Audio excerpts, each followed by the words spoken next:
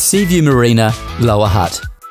Located at the more sheltered northeastern end of Wellington Harbour, Seaview Marina offers one of the best trailer boat launching facilities in the region. A 4-lane concrete ramp that operates at an all-tide depth of 2.2 metres is serviced by 3 jetties. Launching is available 24/7 all year round. There is an extensive parking area which is secured behind a 2-metre high electrified fence. Secure overnight and longer-term parking is available in an adjacent compound. The cost per day is $9 to launch and retrieve and can be paid in coins or by EFTPOS or credit card. An annual ramp card costs $135.